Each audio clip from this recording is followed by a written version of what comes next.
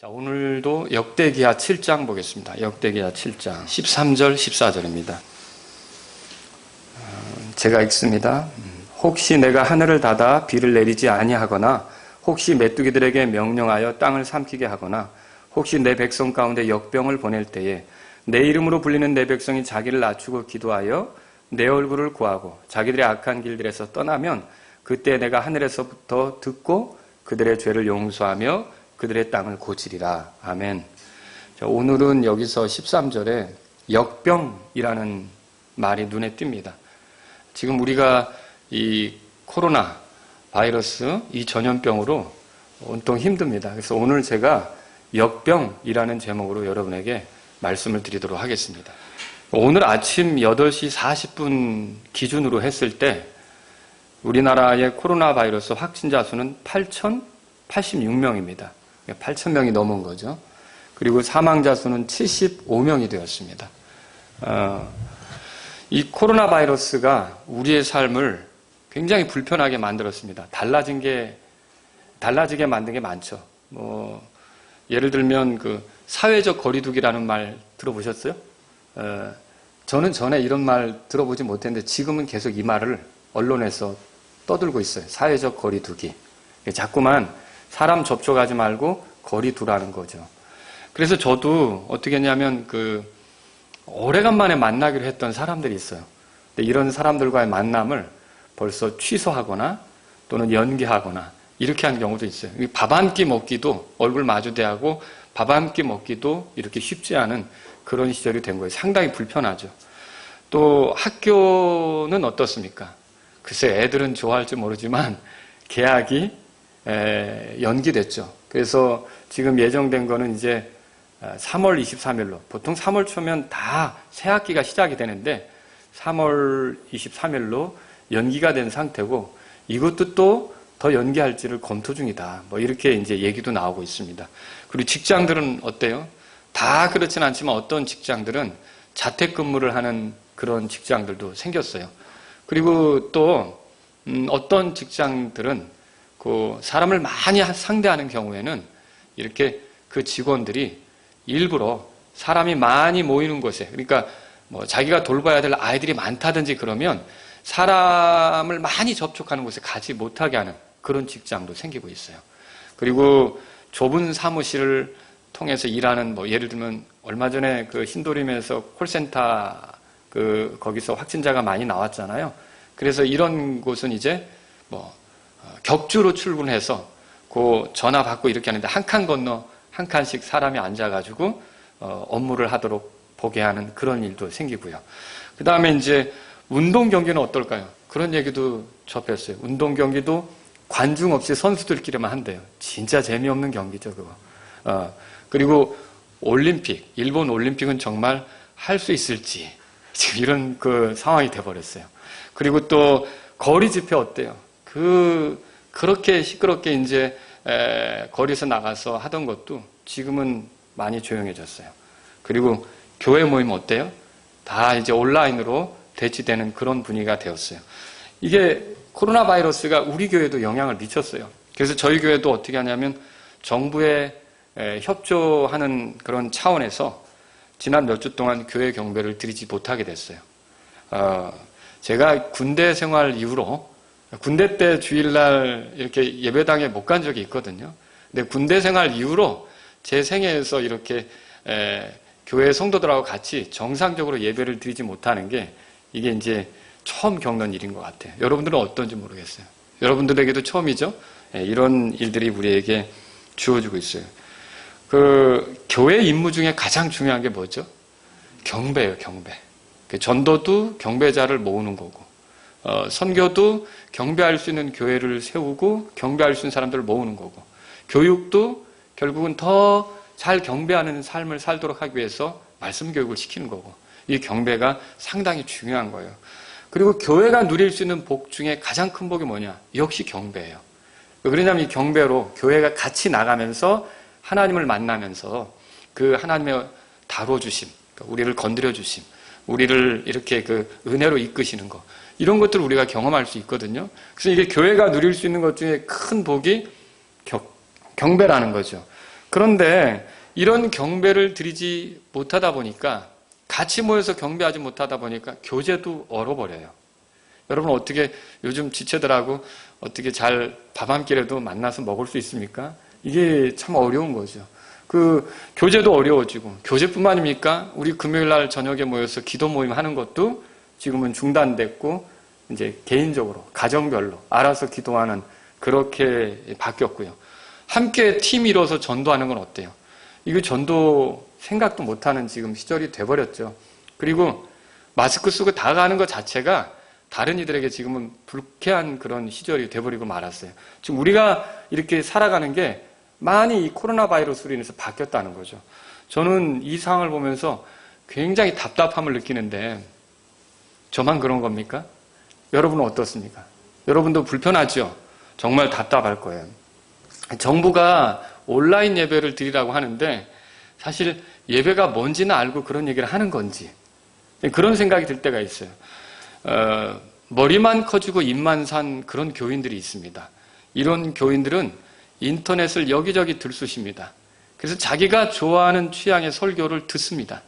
자기가 편한 대로, 그러니까 말하자면 교회를 통해서 체계적으로, 규칙적으로 질서 있게 말씀을 배우는 게 아니라 여기저기서 자기가 듣기 좋은 것만 골라 듣는 거죠.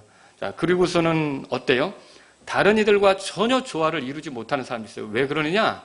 교회 생활을 안 하고 집안에서 인터넷으로만 혼자 설교, 오늘 A 목사님 거 들어보자, 오늘은 B 목사님 거 들어보자, 이런 식으로 하니까 그런 일이 벌어져서 어떻게 되냐면, 성경은 많이 알아요. 성경은 많이 아는데 다른 사람하고는 잘 조화롭게 살지를 못해요. 그럼 왜 다른 사람하고 조화롭게 살지를 못하죠? 이거는요, 그 사람이 말씀을 알게 되면 이거를 적용해 봐야 돼요. 실천해 봐야 돼요. 이 말씀을 가지고 살아봐야 돼요. 근데 이렇게 말씀을 가지고 살아보는 가장 좋은 환경이 교회거든요. 그 말씀으로 다른 사람하고 부딪혔을 때 어떻게 푸는지, 다른 사람하고 막힌 게 있을 때 어떻게 화해하는지, 다른 사람이 내 위에서 나를 지배하려고 할 때 나는 어떻게 그 아래서 그를 잘 도울 수 있는지, 이런 모든 것들을 교회라는 질서 속에서, 이 교회라는 모임 속에서 이걸 해볼 수 있는 건데, 교회 생활을 안 하니까 그게 어려운 거죠. 그래서 그런 사람들의 특징은 섬기는 것도 모르고, 기다릴 줄도 모르고, 남을 포용하는 것도 모르고, 권위에 순종할 줄도 모르고, 또 겸손히 배울 줄도 몰라요. 그런데 어때요? 성경은 좀 어디서 많이 아는 것 같아서 다른 사람들에 대해서 이렇게 저렇게 판단이나 하죠. 판단한다는 건 뭐예요? 스스로 하나님 노릇한다는 거죠. 그런 식으로 사는 사람들이 있어요. 그런데 이런 삶을 다듬어 주는 게 뭘까요? 그게 바로 교회 경배예요. 교회로 모여서 경배하면서 서로 교제하면서 서로 이렇게 함께 찬송하고 기도하면서 같은 말씀을 나누면서 사람들이 다듬어지게 되는 거죠. 그래서 이게 교회 경배가 이렇게 중요한 거죠. 그 교회 경배는 그래서 어떻게 하는 거예요? 지체들 속으로 들어가는 거예요. 지체들 속으로 들어가는 거죠.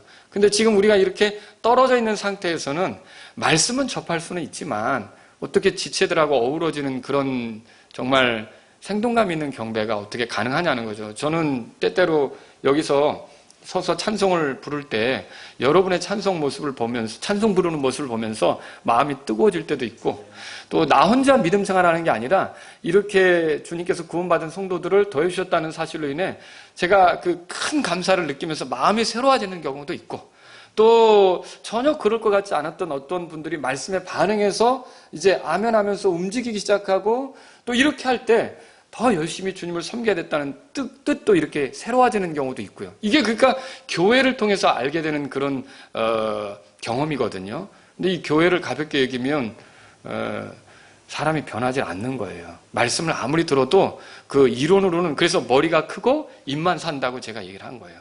그런 식으로 될 수밖에 없는 거죠. 이 교회 경배는 본래 온라인으로 드리는 건 아니에요. 원래는 다 같이 한 지역에 모여서 같이 얼굴을 보면서 같이 목소리를 내면서 찬송하고, 그래서 회중 찬송이 있는 거고요. 예? 그리고 또 대표자가 나와서 그 회중들을 안에서 그 회중들의 대표로 기도하는 거고, 또 그 회중들에게 필요한 말씀을 선포하는 거고.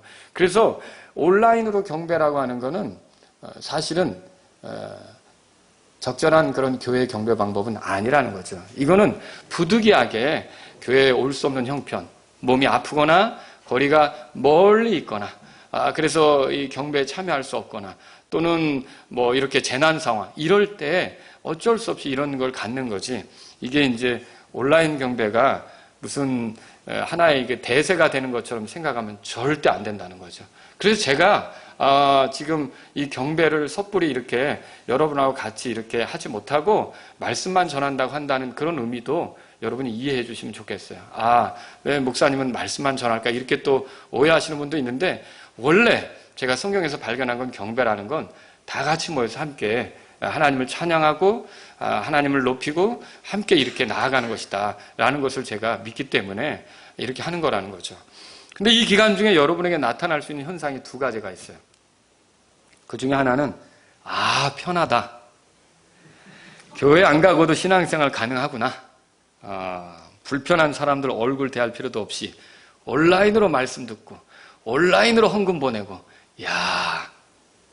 여러분 이런 마음을 가지면 이게 이제 벌써 마귀에게 휘둘리고 있는 겁니다. 그리고요, 또 교회를 알지 못할 때는 이런 식의 생각에 빠진다는 거예요. 저는 이게 위험한 생각이라고 하는 걸 말씀드리고 싶은 거예요. 또 다른 하나는 뭡니까? 아무리 인터넷으로 말씀을 들을 수 있고 카톡으로 서로 교제가 가능해도 사실 인터넷이나 이 카톡은 초대교회 성도들이 있어요, 없어요? 초대교회 성도들은 생각도 못하는 거예요, 여러분. 그러니까 우리가 이 재난 시절에도 이렇게라도 말씀을 들을 수 있다는 것을 감사해야 되는 거예요. 그죠? 그런데 이게 가능해도 하나님께 모여 교회로서 이렇게 함께 경배하지 못하니까 너무 힘들다. 너무 힘들다. 함께 모여 서로 얼굴을 보면서 기도하고 또 전도도 같이 하고 또 격려도 하고 이렇게 해야 되는데 너무 힘들다. 저는 요즘 그런 걸 느끼고 있어요. 여러분들은 어떻습니까? 저만 느끼는 겁니까? 여러분도 그런 거 느끼고 있습니까? 예. 하나님께서는 지금 이 역병으로 교회를 흔들고 계세요. 하나님께서 말씀하셨어요. 들어보세요. 어떤 사람의 습관과 같이 우리의 함께 모이는 일을 패하지 말고 서로 권면하여 그날이 다가옴을 너희가 볼수록 더욱 그리하자. 그러니까 여기 보세요. 우리의 함께 모이는 일을 패하지 말고 이렇게 돼 있어요. 모임을 패하는 거는 하나님의 뜻이 아니에요. 그래서 온라인 경배는 아니라는 거죠, 원래는.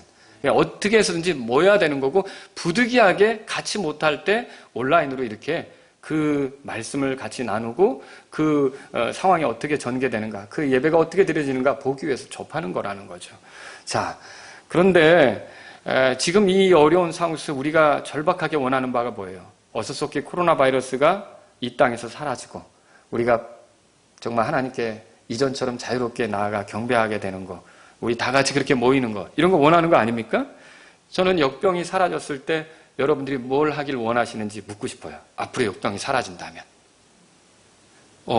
오늘은 말씀을 듣는데 왜 그런 걸 물어보실까? 이렇게 생각하는데, 정말 역병이 사라지면 무엇을 하실지 한번 여쭤보고 싶은 거예요. 예? 하나님께서 이 허락하신 역병, 이것도 하나님이 허락하셨다고 보거든요. 이게 우리에게 뭔가를 보여주고 있어요. 역병이 우리에게 뭔가를 보여주고 있다고요. 저는 오늘 그걸 얘기하고 싶어요. 그걸 이 하나님 말씀을 통해서 여러분에게 알려드리면서 이 역병이 끝나면 우리가 도대체 뭘 하면 좋을까? 이런 것들이 여러분이 이제 이 말씀을 듣는 중에 생각으로 정리가 되면 좋겠다는 그런 마음이 있어요. 자, 이것도 오늘 제가 세 가지로 여러분에게 말씀을 드리고 싶은데, 이 역병이 뭘 하느냐? 첫째로 이 역병은 우리를 경고합니다. 그러니까 역병이 우리에게 경고한다는 거예요. 이 역병으로 교회 경배가 중단되었습니다. 그리고 이 역병으로 복음 전하는 일도 중단됐어요. 이 사회적 거리두기라는 것 때문에 그 마스크 쓰고 사람들에 가서 예수 믿으세요 이렇게 하기도 사실 굉장히 이거 이상하게 보이는 시절이 돼버린 거예요. 사람 만나서 누군가에게 복음을 전한다는 거. 지금 집집마다 다니면서 예수 믿으세요 이렇게 할 수 있겠어요? 이게 얼마나 지금 이 상황이 그런 식으로 됐다는 거예요. 이 역병으로 성도들을 만나는 일도 이제는 쉽지 않게 됐어요. 아까도 말씀드렸지만 뭐 인터넷이 있고 카톡도 있고 그렇지만 이게 불편한 게 한두 가지 아니란 말입니다. 근데 이 역병이 그러면 우리에게 뭘 경고하느냐? 잘 보세요. 우리가 뭘 중요하게 여기든지 만일 하나님께서 얼마든지 못하게 하시고자 한다면 그렇게 충분히 못하게 하실 수 있다는 걸 보여준다는 거예요. 이해하시겠죠? 우리에게 중요한 것도 하나님께서 그래? 그만해. 그러면 그걸 못하게 되는 거예요. 우리가 지금 경배를 드리고 싶지만 이게 지금 어려운 상황이 됐잖아요. 그러니까 경배 드리는 것을 우선시하지 않는다면 하나님은 얼마든지 경배 드리지 못하게 할 수 있어요. 이 쉽게 말하면 이런 거죠. 아니, 경배가 그렇게 부담돼? 그럼 드리지 말아. 아예 경배 드리지 못하는 시절을 내가 줄게. 이렇게 하나님이 하실 수 있다는 거죠. 또 복음 전하는 일에 대해서 소홀히 하면 하나님은 얼마든지 복음 전하지 못하게 하실 수가 있어요. 그래서 그리스도인들이 복음 전하는 일을 아주 불편해하는 거예요. 힘들어하는 거예요. 그러면 주님이 복음 전하는 게 그렇게 불편해? 그러면 하지 말어. 복음 전할 수 없는 시절을 내가 줄게. 하나님 그렇게 하실 수 있다는 거죠. 또 교회 세우는 일에 관심이 없다면, 그리스도인들이 교회 세우는 일에 관심이 없고 세속적인 일에만 관심이 있다면 하나님은 얼마든지 이 교회를 돌아볼 수 없게끔 만들 수가 있는 거예요. 그렇게 교회 세우는 일이 그렇게 싫어? 그게 관심이 없어? 그러면 교회 세우지 않는 시절을 줄게. 그런 시절을 살아보게 할게. 얼마든지 하나님은 그렇게 하실 수 있다는 거죠. 여러분 그거 느끼십니까? 이게 지금 경고예요, 경고. 이 역병은 우리에게 소중한 것을 귀중히 여기지 않을 때 주께서 얼마든지 거두어 가실 수 있다는 것을 보여주는 그런 경고라는 거죠. 모든 것은 주님이 허락하셔야만 가능한 거예요. 그렇게 믿으십니까? 경배 드리는 것도, 복음 전하는 것도, 교회를 이루는 것도 주님이 허락하셔야만 가능한 거예요. 그런데 우리가 그런 것들을 존중하지 않는다면 얼마든지 주님은 그런 것들을 우리에게서 거두어 가실 수 있다는 거죠. 그러니까 이 시기에 우리가 매주 그냥 아무렇지도 않게 모이는 줄 알았는데 이게 하나님이 허락하시지 않으면 모일 수 없는 것도 생길 수 있겠구나. 이 경고를 우리가 가볍게 생각하면 안 된다는 거죠. 그래서 심지어 북한처럼 될 수도 있어요. 이거 끔찍한 거예요. 정말. 그래서 우리는요, 이 역병을 통해 하나님이 정말 우리가 그걸 하나님이 주신 것들을 귀하게 여기지 않으면 얼마든지 거둬 가실 수 있다는 것을 이 역병을 통해서 볼 수 있어야 돼요. 이 역병이 우리 경고하는 게 그거라는 거죠. 이 역병으로 만난 상황이 여러분은 어떻습니까? 불편하죠? 저는 두렵기까지 합니다. 교회로 모일 수 없고 함께 경배할 수 없고 복음을 전할 수도 없는 이 상황이 두렵습니다. 심지어 마스크 사겠다고 줄 서는 것을 저는 자주 봅니다. 우리 집 앞에 있는 약국 앞에서, 그리고 이 예배당으로 오가는 길 약국 앞에서 길게 줄 서는 것을 보여요. 아니 도대체 어떻게 이런 시절이 됐을까? 마치 이스라엘 사람들에게 기근이 온 것처럼. 기근이 뭐예요?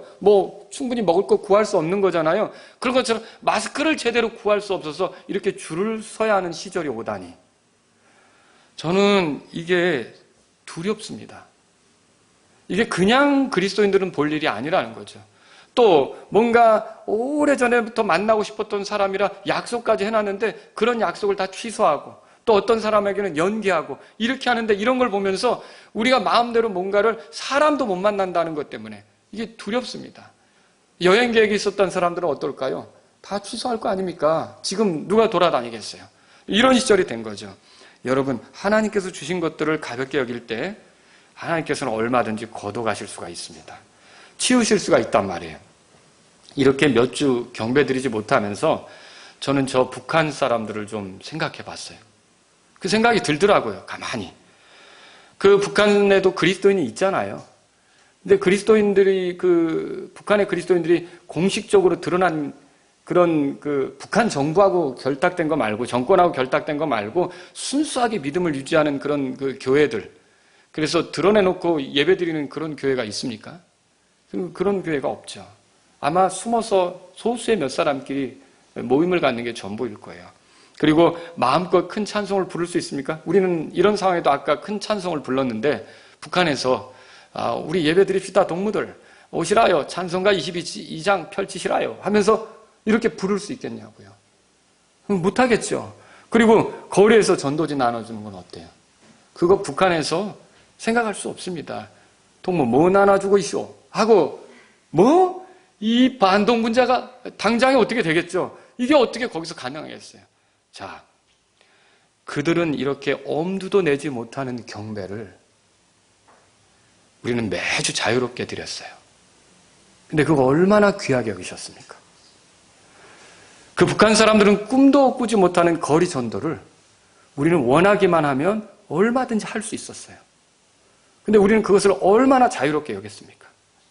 북한 그리스도인들은 차마 할 수도 없는 교회로 모이는 일을 우리는 매주, 수요일, 금요일 원하면 얼마든지 할 수 있었어요.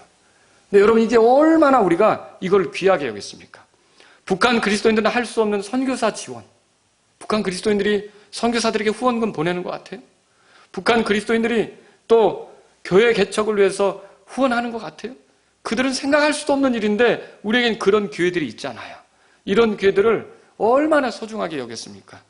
여러분, 평상시 영적으로 우리가 이제 이런 것 생각하면서 자유롭게 활동할 수 없었던 북한 동포들을 위해 또 얼마나 기도했는지도 돌아보세요.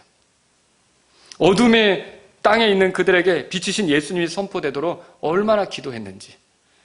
우리는 이렇게 마음껏 경배를 드리며 경배의 자유가 있는데 그 경배의 자유가 없는 그런 북한 동포들을 위해 얼마나 기도했는지. 북한 땅에도 자유롭게 교회가 생기고 또 자유롭게 예배당에 모여서 말씀을 들을 수 있는 시절이 오게 해달라고 어떤 북한의 그리스도인들은 아무도 모르는 곳에서 은밀하게 기도하고 있지 않겠습니까? 하나님이 북한 땅에도 교회가 생기게 해달라고 눈물로 간절히 기도하고 있지 않겠습니까? 그런데 그렇게 기도하는 사람들의 그 기도가 이루어지도록 우리는 얼마나 그 기도에 힘을 보탰는지, 기도로서 힘을 보탰는지 한번 돌아보시란 말이죠.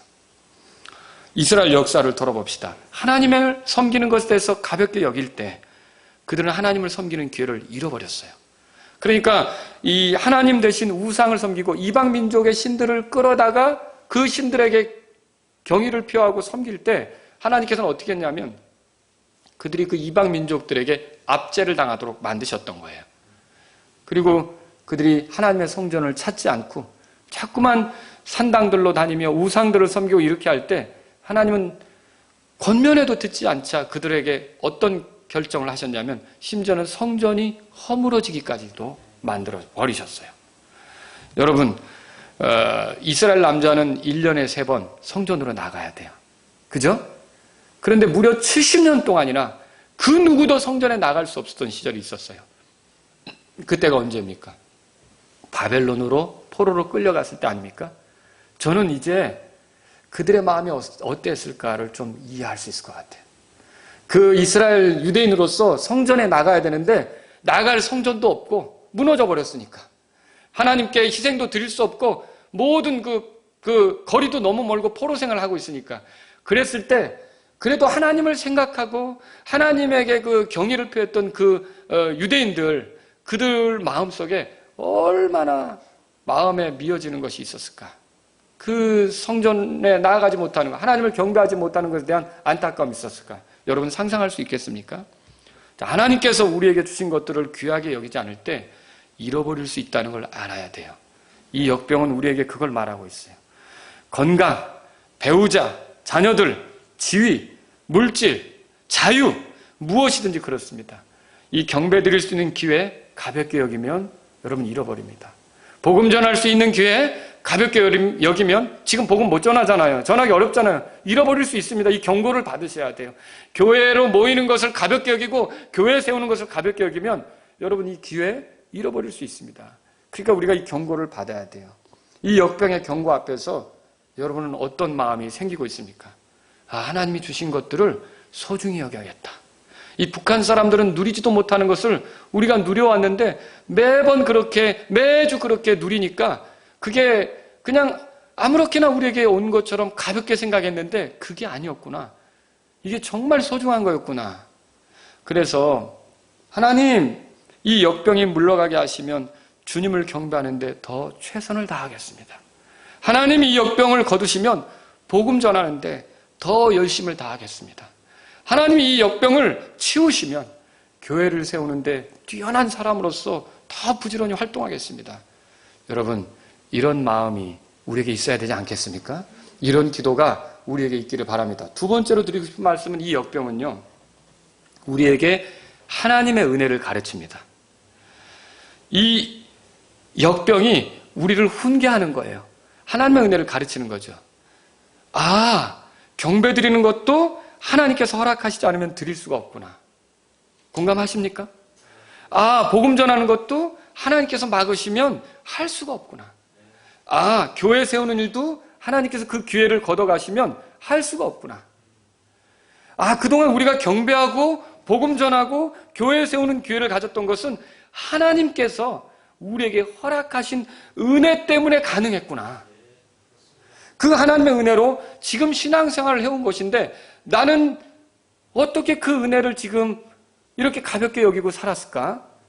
여러분, 우리가 이 시점에 지금까지 누려온 것이 하나님의 은혜가 아니었다면 누릴 수 없다는 것을 봐야 돼요. 그리고 앞으로 우리가 뭔가를 다시 하려고 할 때에도 하나님의 은혜가 있어야만 그게 가능하다고 보셔야 돼요. 그러니까 이거죠. 우리가 다시 경배하려면 하나님의 은혜가 계속 필요하구나. 다음 주에 모인다고 해도 하나님께서 막으시면 가질 수가 없겠구나. 또 우리가 다시 복음을 전하려면 하나님의 은혜가 계속 필요하겠구나. 전도지를 아무리 많이 쌓아놔도 하나님께서 막으시면 할 수가 없구나. 또 우리가 다시 교회를 세우는 일을 잘하려면 하나님의 은혜가 계속 필요하구나. 교회를 세우려고 마음을 먹어도 하나님께서 막으시면 할 수가 없구나. 여러분, 이 역병은 우리에게 뭘 가르칩니까? 우리에게 지금 하나님의 은혜가 필요하다는 것을 가르칩니다. 이 역병의 교훈대로 여러분은 지금 그렇습니다. 하나님, 우리가 지금까지 온 게 하나님의 은혜였습니다. 그리고 앞으로도 잘 하려면 우리에게 하나님의 은혜가 필요합니다. 교회로 모여 경배하려면 하나님의 은혜가 필요합니다. 우리가 이전처럼 열심히 복음을 전하려면 하나님의 은혜가 필요합니다. 여러분에게 그런 마음이 드신다면 하나님의 은혜를 구하는 시간들이 돼야 돼요. 이 시간에. 야고보서 4장 6절에 그러나 그분께서 더 많은 은혜를 베푸시나니 더 많은 은혜를 주신대요. 그러므로 그분께서 이르시되 하나님은 교만한 자들을 물리치시나 겸손한 자에게는 은혜를 베푸시느니라. 겸손한 자에게는 은혜를 베푸신다고 말씀했어요. 우리가 이 은혜가 필요하다면 우리는 어떻게 됩니까? 우리 자신을 낮추고 주님의 은혜가 필요하다고 갈망하는 자세로 이 시기를 보내야 된다는 거죠. 하나님, 다시 가능하게 은혜를 주세요. 구청 직원은 매주 교회에 전화를 겁니다. 우리 박종원 형제님이 전화를 받죠. 어떻게 모이셨는지, 모임은 가졌는지 체크하는 거예요. 그리고 정부는 어때요? 온라인으로 교회 모임을 대신하라고 계속 협조를 구하고 있어요. 저도 정부에게 협조하고 싶어요. 그리고 우리 사랑하는 성도님들이 이 역병으로 인해 어려움 겪지 않기를 바라고 있어요. 그런데 제 마음속에 경배 드릴 수 없다는 것으로 인해 같이, 그러니까 교회로서 성도들과 같이 경배 드릴 수 없다는 것으로 인해 마음이 얼마나 아픈지 모릅니다. 모이기를 폐하는 사람들의 어떤 그 습관과 같이 하지 말라 그랬는데 이 모임을 폐하게 된 것으로 인해 얼마나 마음이 아픈지 모릅니다. 이 저만 그런 것입니까? 여러분에게도 그런 마음이 있지 않습니까? 그리고 이 시기에 그러면 우리가 어떻게 해야 되겠습니까? 하나님의 은혜를 구해야 돼요. 하나님의 은혜가 필요합니다. 여러분, 지금 이 말씀을 듣는 여러분들은요, 지금이 하나님의 은혜가 필요한 때구나, 이렇게 생각하시고 하나님의 은혜를 구해야 된다는 거죠. 그래서 매일 다시 경배 드릴 수 있게 해달라고, 다시 복음 전할 수 있게 해달라고, 다시 교회를 세우며 성도들을 마음껏 섬길 수 있게 해달라고 우리는 기도해야겠습니다. 지난날 그렇게 경배했었던 시절, 지난날 그렇게 형제들이 모여서 웃고 이야기 나누고 같이 교제했었던 시절, 지난날 그렇게 우리가 같이 전도 나가고 함께 했었던 시절, 이게 그냥 옛날의 일들로만 끝나지 않고 주여, 앞으로도 계속 그렇게 할 수 있게 이제 우리에게 새로운 은혜를 더해 주세요. 주님의 은혜가 필요합니다 라고 여러분이 기도하셔야 된다는 거죠. 지금은 하나님의 은혜가 필요한 시절입니다. 역대기하 7장 13절 14절에 보면 내 이름으로 불리는 내 백성이 자기를 낮추고 기도하여 내 얼굴을 구하고 자기들의 악한 길에서 떠나면 그때 내가 하늘에서부터 듣고 그들의 죄를 용서하며 땅을 고치리라 그랬어요. 우리는 그분 앞에 낮춰야 됩니다. 은혜를 구해야 되는 거죠. 우리는 그분께 기도해야 합니다. 우리 죄를 자백하고 감사하면서 하나님께 나아가야 되는 거죠. 우리는 그분의 얼굴을 구해야 합니다. 동정심 많은 얼굴, 우리를 향해서 얼마든지 긍휼을 베푸실 수 있는 얼굴, 우리를 불쌍히 여기시는 그런 얼굴을 우리가 구하면서 나가야 하는 겁니다. 또 우리가 악한 길에 빠져 있다면 주님, 더는 이렇게 살지 않겠습니다. 더는 이렇게 방종하는 삶을 살지 않겠습니다. 더는 이렇게 타협하는 삶을 살지 않겠습니다. 더는 이렇게 은혜를 모독하는 삶을 살지 않겠습니다라고 돌아서야 되는 거예요. 여러분, 지금 우리에게 필요한 게 뭐라 그랬어요? 은혜라고 그랬잖아요. 하나님의 은혜가 필요한 거예요. 하나님의 은혜가 아니면 경배 드릴 수 없어요. 하나님의 은혜가 아니면 전도할 수 없어요. 하나님의 은혜가 아니면 우리가 교회를 세울 수가 없어요. 우리에게 필요한 건 은혜예요. 그런데 은혜가 필요하다는 사람이 은혜를 조롱해요. 은혜를 역행해서 살아요. 은혜를 모독하는 삶을 살아요. 이 방종하는 삶을 살아요. 그러면 어떻게 그게 은혜를 구하는 사람의 태도가 되겠느냐는 거죠. 그래서 이 성경 말씀 뭐라 그래요? 자기들의 악한 길에서 떠나면 그렇게 말하고 있잖아요. 그래서 우리는 은혜를 구하는 마음으로 철저히 돌이키는 게 필요하다는 거죠. 세 번째로 이 역병이 우리를 부끄럽게 합니다. 모두가 이 역병으로 해를 입을까 봐 긴장하고 있습니다. 역병으로 젊은 사람도 갑자기 죽는 일이 생기더라고요. 저는 중국의 한 젊은 여자가 결국 이 코로나 바이러스로 죽어가는 것을 이제 보게 됐어요. 건강하게 더 살 것 같은데 죽어가더라고요. 나이가 든 분들, 연로하신 분들, 기저질환이 있는 분들은 어때요? 더 치명적이죠. 그리고 이게 완치가 된다고 해도 이 폐에 손상을 주기 때문에 후유증도 심한 거고요. 그래서 어떻게 해서든지 이 역병으로 인해 모두가 초긴장하고 있어요. 교회까지도 초긴장하고 있어요. 우리 교회도 매주 이 긴장하기 때문에 매주 소독을 하고 있어요. 목요일 날 오후에. 그리고 또 모든 모임을 중단했어요. 온라인으로 설교만 듣게 하고요. 가정경배를 드리도록 독려하고요. 좋아하던 점심 식사도 같이 못 먹게 됐어요. 찬양대 연습도 지금 같이 안 하고 있고요. 그 아름다운 오케스트라 연주 소리도 지금 못 듣고 있고요. 우리가 왜 이렇죠? 우리가 왜 이렇게 하는 거예요? 한 사람이라도 코로나 바이러스에 걸리지 않도록, 그것으로 위험에 빠지지 않도록 우리 그렇게 하는 거 아닙니까? 그런데 여러분, 우리가 이것 때문에 긴장을 하는데 한번 돌아보세요. 이 바이러스 때문에 굉장한 긴장을 하고 있는데 죄로 오염된 사람이 죽어가는 것을 막기 위해 우리가 얼마나 긴장하고 있는지. 육체가 죽는 것보다 더 심각한 것은 한온이 지옥으로 떨어지는 겁니다. 그런데 한 사람이 죽을까 봐 벌벌벌 떨고 있는데요. 우리는 한 사람이 지옥으로 떨어질까 봐 벌벌벌 떨고 있는지 한번 돌아보자는 거죠. 한 사람이 죽지 않도록 긴장하고 있습니까? 그런데 왜 한 사람이 지옥 가지 않도록 우리는 긴장하지 않는 건가요? 그것에 대해서는 왜 우리는 긴장을 풀고 있는 건가요? 코로나 바이러스는 아직까지 백신이 없어요. 근데 지옥에 들어가지 않게 하는 백신은 있잖아요. 누가 백신입니까? 예수님이 백신이죠. 그 백신은, 그 예수님은 어떤 죄인도 사망에서 건져낼 수 있지 않습니까? 그런데 그 백신을 가지고도 멍하니 지옥으로 떨어지는 죄인들을 보고 있다는 것은 우리에게 치명적인 게으름이라는 거죠. 왜 그 사람들이 죽어가는데, 왜 그 사람들이 지옥으로 가는데 지켜만 보고 있느냐는 거예요. 모두가 역병의 확진자 수가 늘어가는 것으로 긴장하고 있습니다. 오늘 아침 8시 40분 기준으로 전 세계적으로요, 15만 6,459명의 확진자가 생겼어요. 그리고 사망자는 전 세계적으로 5,825명이라고 그래요. 이 코로나 바이러스로 사람은 죽어요. 근데 예수님은 사람을 살려요. 그렇지 않습니까? 코로나 바이러스 확진자가 되면 어떻게 되죠? 격리해야 되죠. 격리해야 돼요. 근데 예수님으로 인해 구원을 받은 구원의 확진자는 격리될 필요가 있습니까? 아니죠. 코로나 바이러스는 퍼지는 것을 막아야 돼요. 그러나 예수님은 퍼질수록 좋은 거 아닙니까? 그죠? 그런데 왜 우리는 남들에게 예수님이 전해질까 봐 스스로 긴장합니까? 왜 조심합니까? 왜 스스로 격리하는 태도를 취하는 겁니까? 왜 예수님이 퍼질까 봐 조마조마하는 사람처럼 행동합니까? 코로나 바이러스가 이 땅에 얼마나 큰 충격을 주었습니까? 그런데 왜 예수님은 이 땅에서 그리 조용하십니까? 역병은 우리가 어떠했는지를 보여줍니다. 코로나 바이러스로 죽을까 봐 긴장하는 우리는 한 사람이 지옥 갈까 봐 긴장하고 있는지 역병은 우리에게 돌아보라고 합니다.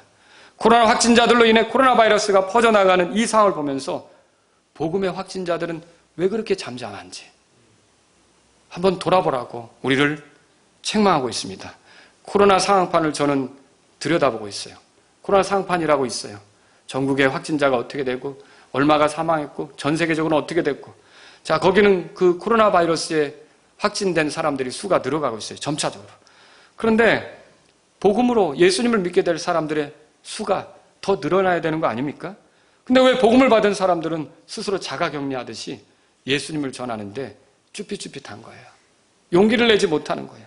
예수님을 전하는데 소극적인 거죠. 정말 이 복음의 슈퍼 전파자는 어디 있는지 이 역병은 우리에게 묻고 있다는 거죠. 오늘 저는 이 말씀을 통해서 역병이 우리에게 가르쳐주는 것들, 보여주는 것들, 또 부끄럽게 하는 것들을 말씀드렸어요. 하나님은 이 역병을 통해 우리에게 경고합니다. 하나님의 은혜를 더 누릴래? 아니면 여기서 충분하다고 해서 그만둘래? 이 역병을 통해 우리에게 하나님께서 지금 묻고 계신 거죠. 하나님은 이 역병을 통해 우리를 가르치십니다. 그동안 우리가 누린 것이 하나님의 은혜라는 것을 가르치십니다. 또 은혜가 아니면 아무것도 할 수 없다는 것을 가르치십니다. 그리고 또 우리가 다시 그 은혜를 사모하고 있는지, 그 은혜를 얻고자 하는지, 그 은혜로 계속해서 이전처럼, 아니 이전보다 더 뜨겁게 주님 앞에서 나아가길 원하는지 묻고 계십니다. 그러면서 은혜를 모욕하는 삶을 중단하라고 하십니다. 이 하나님께서 우리에게 가르쳐 주시는 거예요. 하나님은 역병을 통해서 우리를 부끄럽게 하십니다. 한 사람이 역병으로 감염될까 봐 그렇게 긴장하는데 우리가 한 사람이 지옥 가지 않게 하려고 얼마나 긴장하는지. 역병의 확진자들은 확진을 막기 위해서 스스로 격리해야 된다고 그랬죠. 다른 사람을 위험에 빠뜨리니까. 그러나 복음의 확진자는 격리할 필요 있습니까? 근데 우리는 삶 속에서 스스로 잘 격리하고 살고 있어요. 여러분, 주님은 우리에게 이걸 원치 않습니다. 귀한 복음을 가지고도 코로나 바이러스로 확진받아 격리된 사람처럼 행동하는 것은 옳지 않다는 거죠. 지금은 돌아서야 할 때입니다. 역대기야 7장 13절 14절에 내 이름으로 불리는 내 백성이 자기를 낮추고 기도하여 내 얼굴을 구하고 자기들의 악한 길에서 떠나면 그때 내가 하늘에서부터 듣고 그들의 죄를 용서하며 땅을 고치리라. 하나님 잘못했습니다. 다시 은혜를 베푸신다면 열심히 하나님을 경배하겠습니다. 하나님 잘못했습니다. 죄송합니다. 다시 기회를 주신다면 최선을 다해서 복음을 전하겠습니다. 복음의 슈퍼 확진자가 되겠습니다. 하나님 용서해 주십시오. 다시 건강하며 조용하고 평화로운 삶을 주신다면 교회 세우는 데 최선을 다하겠습니다. 여러분, 최근 이 교회로서 하나님을 경배하지 못하는 것에 대해서 아픔이 있습니까? 교회로서 함께 복음을 전하지 못하는 것에 대한 그런 괴로움이 있습니까? 교회로서 성도들을 자유롭게 섬길 수 없는 그런 것에 대한 슬픔이 있습니까? 그렇다면 지금 엎드릴 때입니다. 하나님의 은혜를 구해야 할 때입니다. 우리가 아주 소극적으로 주님을 섬겼던 것을 회개하면서 우리가 하나님의 은혜를 받아놓고도 은혜를 모독하는 육신적인 방식으로 살았던 것을 회개하면서 하나님의 은혜를 사모한다고, 하나님 다시 은혜를 달라고 하나님 앞에 기도하는 저와 여러분들이 될 수 있기를 바랍니다.